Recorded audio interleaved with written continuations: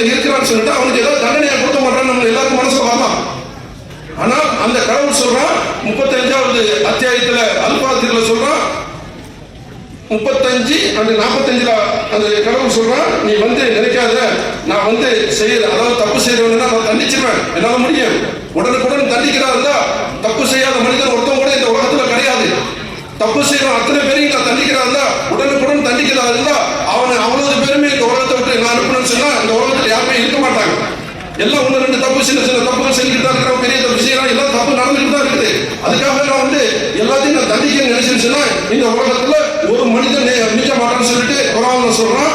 இதை பார்க்கும்போது கண்டிப்பா ஒரு பிரச்சனை அவனுக்கு ஏதாவது அவன் யாரும் எவ்வளவு பெரிய ஒருத்தவங்க ஒரு கொலை பண்றான், இல்ல 10 கொலை பண்றான், ஒரு கொலை பண்றான். இந்த நாட்டை பொறுத்த வரைக்கும் ஒரு கொலை பண்ணாலும் அவனுக்கு தூக்கு தான், 10 கொலை பண்ணாலும் ஒரு தூக்கு தான், 100 கொலையை ஒரே நேரத்தில் பாம்பு வச்சு கொண்டாலும் அவனுக்கு ஒரு தூக்கு தான் கிடைக்குது. இதைத்தான் இறைவன் சொல்றான், நீ இந்த உலகத்துல ஒரு மன்னனாலேயோ ஒரு அரசனாலேயோ எவனாலேயும் இவ்வளவுதான் தண்டனை கொடுக்க முடியும். அவனுடைய உயிரை எடுத்தா முடிச்சு, இந்த உயிரை எடுத்தா அவனுடைய கதை முடிச்சு. ஆனால் என்னுடைய அரசாட்சியில எனக்கு பிறகு இந்த இறப்புக்கு பிறகு நான் பெரிய தண்டனை வச்சிருக்கிறேன். ஒரு கொலை பண்ணவனுக்கு ஒரு தூக்கு தான் இங்க கிடைக்குது. ஆனால் என்னுடைய இடத்துல 10 கொலை பண்ணா 10 தூக்கு அவனுக்கு இருக்குது, 100 கொலை பண்ணா 100 தூக்கு இருக்குது. அவனை திரும்ப உயிர்ப்பிச்சு அவனை நான் கொள்வாங்க.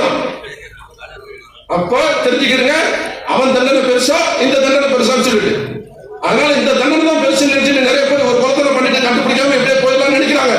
ஆனால் அவனை ஏன்னா இந்த உலகத்தோடு தப்பிச்சிருக்கலாம், ஆனா அவன்கிட்ட தப்பிக்க முடியாது. இதை இறைவன் குர்ஆன்லயும் பைபிள்லயும் நம்முடைய பகவத்கீதையிலையும் சொல்றான். இன்ஷா அல்லாஹ் படிக்கிறவங்களை படிக்க, நூல்களை படிக்க நான் சொல்றேன். என்ன